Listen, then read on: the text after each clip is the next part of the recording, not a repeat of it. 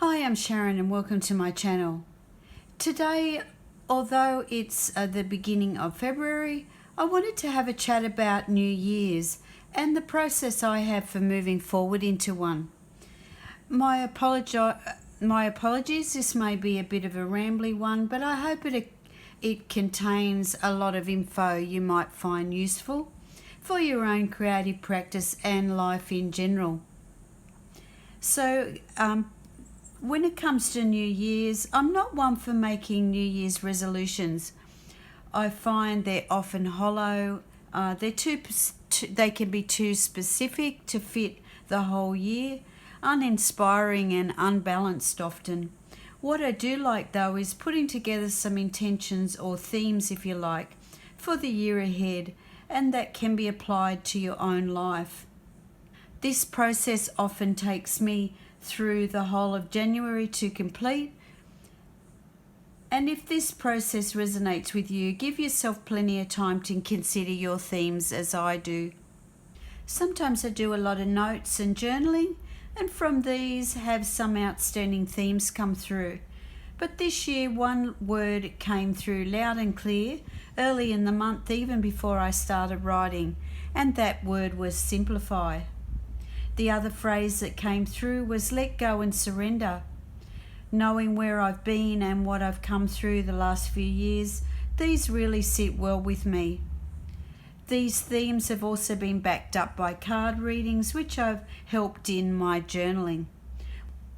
Once I have my themes, I like to do some writing and break down how simplify, letting go and surrender look to me.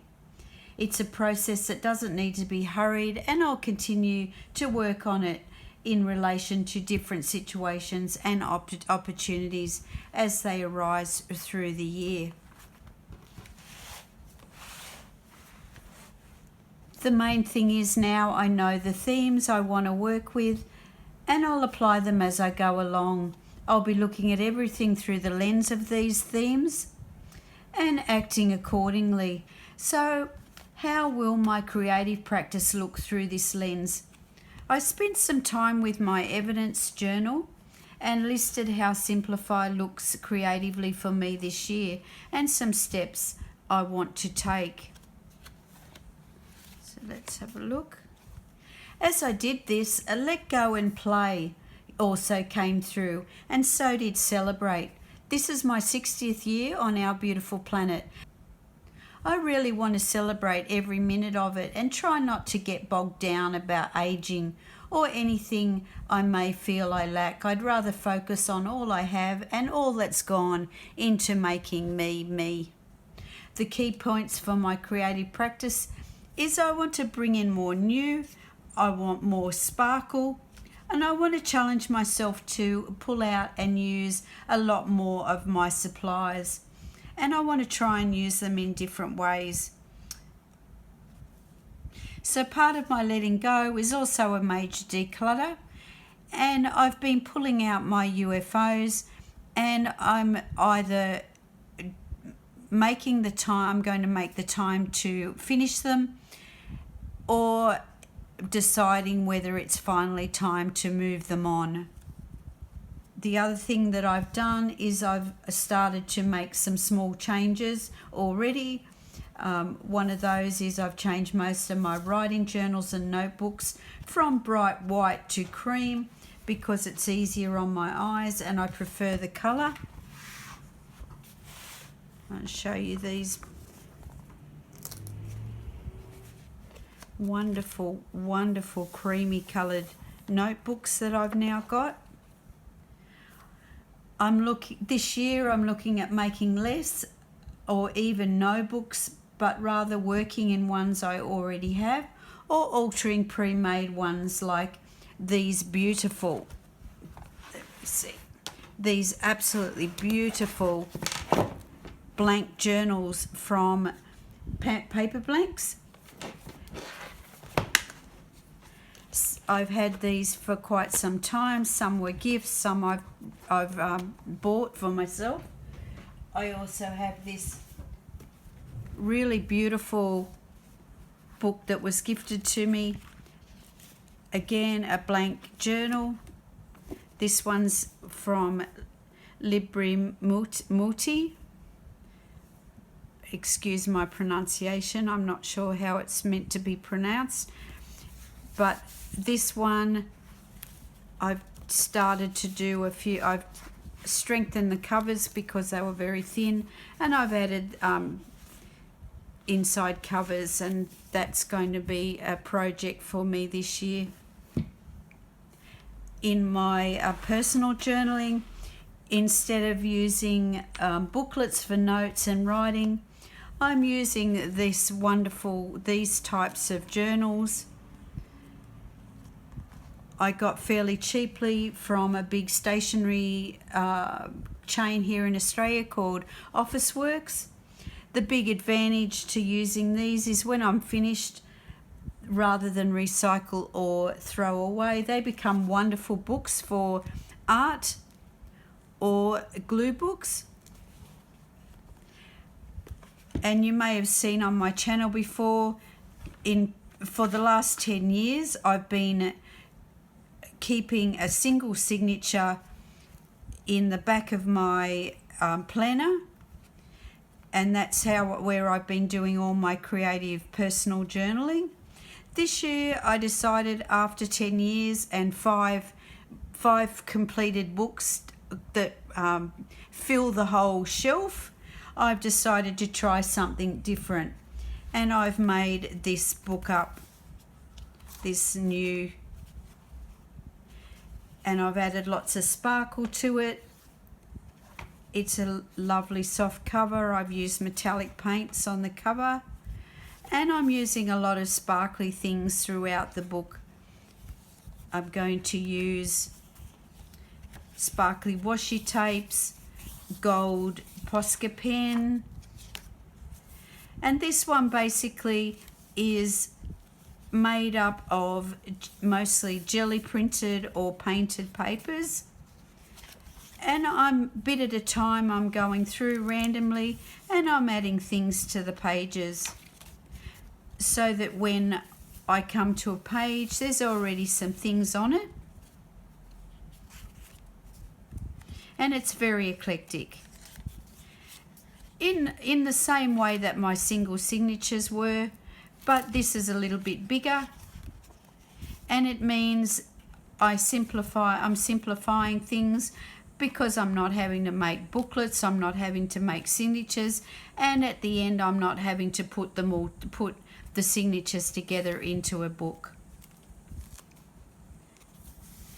See, as you can see, I've been bit by bit adding some pieces to it.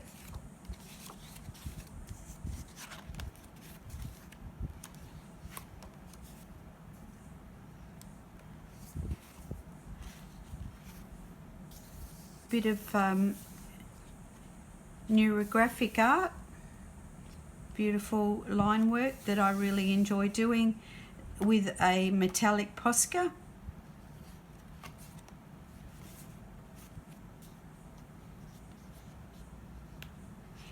Anyway, I have quite a few videos on my channel about my single signature journaling and my creative journaling in general. I'll link those at the bottom of the video for you to check out if you haven't already seen them. And the other change I've made is I did have all these booklets and things housed in a planner, a hardcover planner. I decided to go for a nice soft cover leather wrap and see how that goes. I quite like that. I quite like the feel of that. It's very lovely. So going through all my ongoing projects, as I said, I came across these old paper blank books. This one was a gift. It was a planner or calendar, and that's as far as I got with it, and I put it away, coloured a lot of the pages. So that's a project I want to finish. This one has been prepared as a mini art journal, This one I'm still using as a notebook of sorts. This one I've just finished, and I'm going to be uploading a process video of the last page in it. So keep an eye out for that. And these two are recent purchases, and I have ideas for both of them. So keep an eye out on my channel.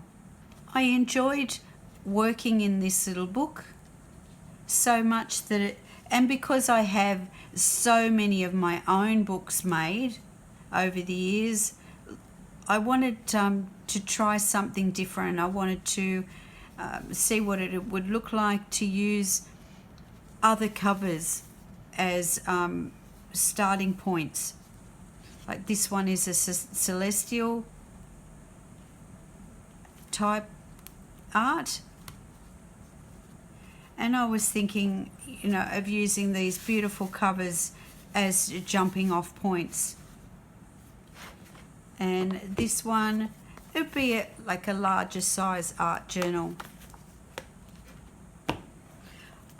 I'm feeling more confident to work in this type of thing now.